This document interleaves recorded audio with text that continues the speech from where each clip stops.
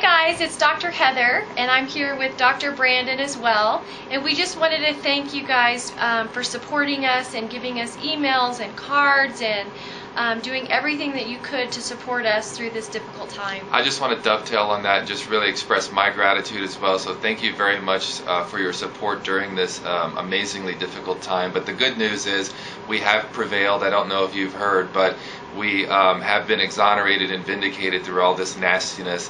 And if you want to hear some of the details and see some of the details, just hang around for a few seconds and the details will come. So thanks again for all your support. I know it's been a difficult time for you guys as well, and thanks for hanging in there with us. Take care. Hello, it's Dr. Brandon Credeur here. Dr. Heather and I wanted to send a message to all of our beloved patients and supporters. Thank you all very much for your support. We are very excited to announce that we have won the enormous battle to preserve the ability to serve you and the rest of the Denver community. As you may or may not be aware, during the past year and a half, we and our practice have been the subjects of a multitude of malicious, unfounded, and misguided allegations. As a result of the one-sided attacks, we have become lit in a spotlight which was riddled with innuendo, negativity, and very spiteful context, which was fueled by reckless reporting by some in the media.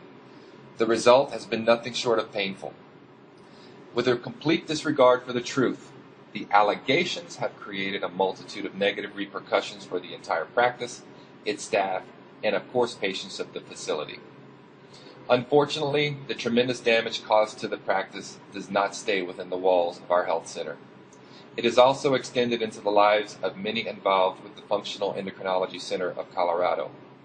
Employees have lost their jobs, and their families have suffered immensely due to the unscrupulous media attention.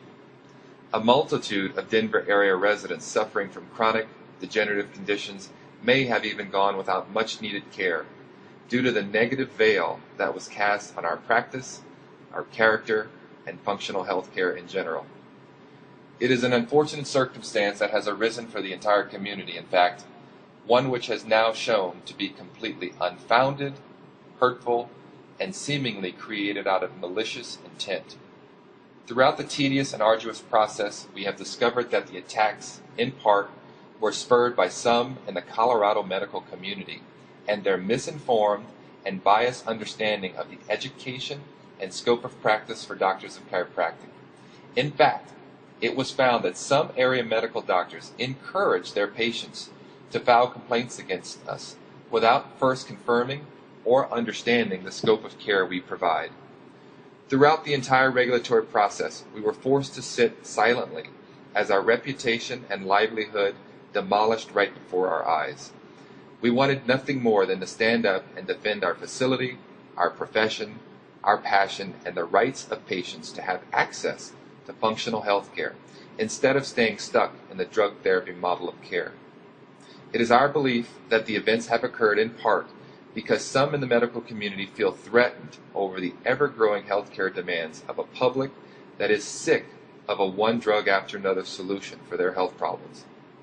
The desire to monopolize healthcare choices is a strong motivation within the medical and pharmaceutical communities. These desires act as a powerful motivator in a multi-trillion-dollar medical industry that has come to be dominated by a drug therapy model. At the end of the day, we stood up for our patients, ourselves, our practice, and we went through the process outlined by the Chiropractic Board and the administrative law process. After nearly 6 full days, in an attempt to prove 34 charges with the stated intent of revoking our licenses, the allegations were shown to be completely untrue. They could only prove one thing: documentation errors. Our Chiropractic Board, however, went on to state, quote, "The board recognizes respondents' ongoing improvements to his documentation," unquote. The bottom line is this: you could probably find documentations in just about any doctor's office. At the end of the day, despite all the unfounded negativity perpetuated by some in the medical community and the grotesque and self-serving media coverage, the truth prevailed. In fact, throughout everything, no one could show any instances where we or anyone in our practice provided substandard care.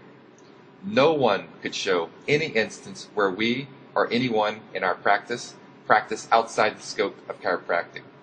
No one could show any instance where we or anyone in our practice outside the scope of our education. And no one could show any instance where we or anyone in our practice engaged in false or misleading advertising.